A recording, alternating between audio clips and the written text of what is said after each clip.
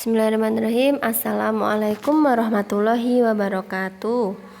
Hari ini apa kabar kalian? Semoga kalian selalu sehat ya.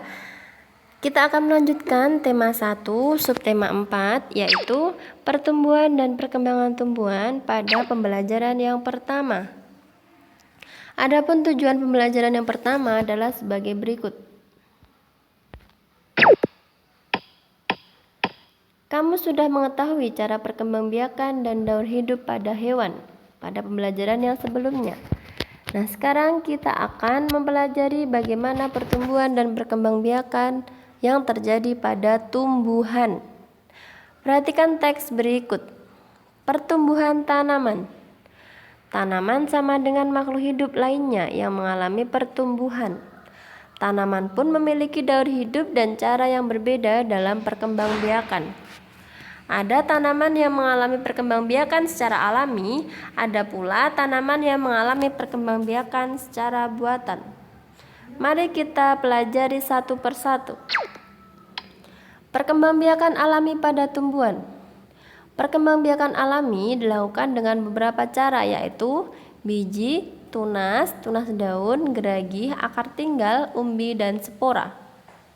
Tunas adalah calon tumbuhan baru yang muncul dari akar. Contohnya yaitu pohon bambu, pohon pisang, dan tebu. Yang kedua, tunas daun. Calon tunas baru akan terlihat pada daun yang sudah tua. Contohnya yaitu cocor bebek, sukun, cemara, dan kersen atau talok. Bedanya apa tunas dengan tunas daun?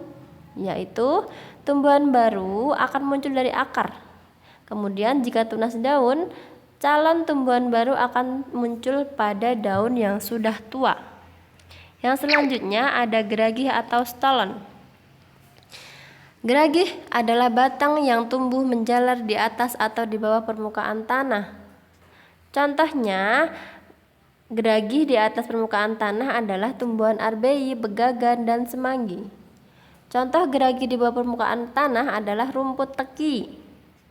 Yang D, akar tinggal atau disebut juga rizoma. Akar tinggal atau rizoma adalah batang yang tertanam dan tumbuh di dalam tanah. Batang tersebut tumbuh mendatar dan tampak seperti akar. Contohnya kunyit, jahe, lengkuas, dan kencur. Selanjutnya umbi.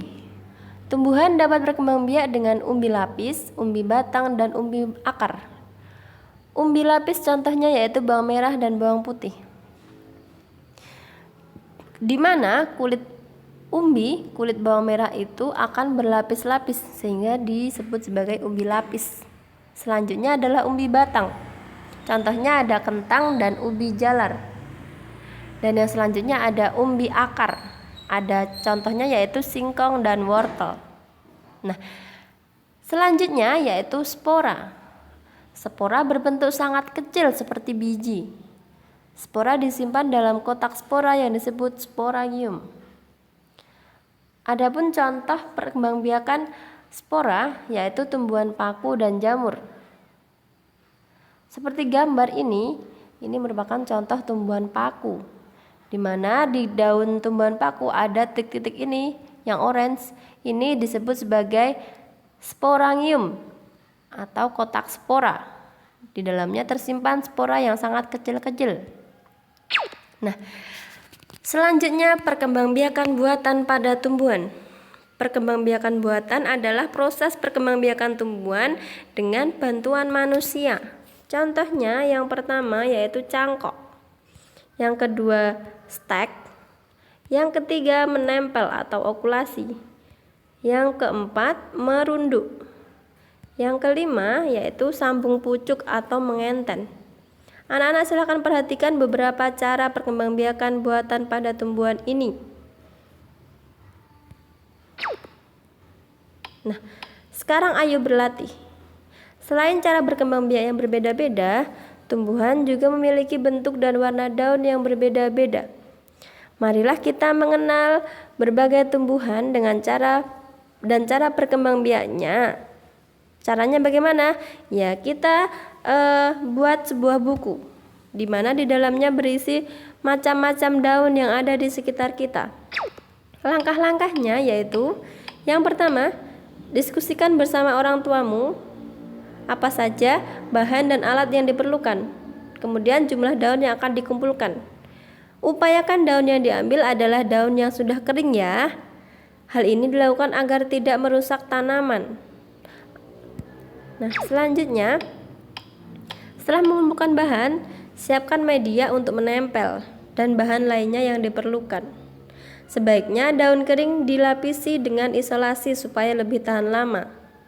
Setelah ditempel, berikan keterangan nama tumbuhan dan cara berkembang biaknya. Berikan hiasan supaya laporan koleksi daun kering tampak lebih menarik. Nah, ini contoh hasil tempelan daun kering. Jadi buatlah tabel. Yang pertama nomor, yang kedua jenis daun, dan yang ketiga merupakan keterangan. Keterangannya yaitu nama tanaman. Contohnya yang pertama ada daun mangga. Jenis daunnya daun mangga. Keterangannya yaitu nama tanaman pohon mangga, cara berkembang biaknya dengan biji. Yang kedua ada daun cocor bebek. Nama tanamannya cocor bebek dan cara berkembang biaknya dengan tunas daun, gitu misalnya. Nah, setelah kamu mengenal berbagai jenis tumbuhan dari pengamatan daun, selanjutnya lakukan kegiatan berikut ini. Nah, ayo berkreasi. Daun kering dapat digunakan sebagai hiasan loh. Menghias gambar dengan tempelan daun kering disebut kerajinan mozaik. Ikutilah langkah-langkah berikut ini. Yang pertama, ambillah beberapa helai daun kering. Kemudian, robek daun kering menggunakan tangan atau gunting. Yang ketiga, tempelkan potongan daun tersebut pada gambar berikut. Gambar bunga atau gambar rumah atau gambar guci boleh dengan lem ya. Nah, biji merupakan salah satu bagian tumbuhan. Biji tanaman berbeda-beda bentuk dan warna. Biji tanaman dapat digunakan sebagai kerajinan mozaik. Nah, salah satu contoh kerajinan mozaik dari biji yaitu sebagai berikut. Nah, itu ada gambar contoh kerajinan mozaik dengan bahan biji. Nah, anak-anak, Bu Guru ada cerita. Udin dan kawan-kawan akan membuat mozaik menggunakan biji-bijian. Pak Guru memiliki 10 biji kacang merah yang akan dibagikan kepada 2 kelompok dengan jumlah yang sama banyak. Berapa banyak biji kacang merah yang diterima setiap kelompok? Nah, masih ingatkah kalian bagaimana cara menyelesaikan soal tersebut? Ya. Perhatikan contoh penyelesaian berikut. Tahap penyelesaian yang pertama. Misalnya, ada 10 biji kacang merah di tabung putih di kotak ini. Nah, kita bagikan ke dalam 2 kotak kecil. Nah, kita taruh 1 kacang di dalam 1 kotak 1. Kita taruh lagi 1 kacang dalam kotak 1. Nah, kemudian kejadian ini kita tulis dalam kalimat matematika yaitu 10 kurangi 2 ya kan. 10 kurangi kacang 1, kacang 2. Jadinya 8. Masih ada sisa 8 kacang merah. Lanjut lagi. Berarti masih ada 6 kacang merah di kotak. Masih ada 6 kacang merah di kotak, kemudian kita bagi lagi ke dalam kotak kecil-kecil. 1 lagi, 1 lagi. Berarti dikurangi berapa lagi? 2. Oh maaf, ini 6 ya. Ini 8 ya. Ya. Nah, jadi hasil ditulis dalam perkalian dalam kalimat matematika yaitu 8 dikurangi 2 sama dengan 6. Nah, masih ya belum habis ya. Nah, kita lanjut begitu terus sampai hasilnya adalah 0 ya, sampai hasilnya adalah 0. Nah, kemudian kalau sudah, nah kita mendapat gambar seperti ini ya. Jadi tabung besar itu kosong, di tabung kecil-kecil ada masing-masing ada 5 kacang.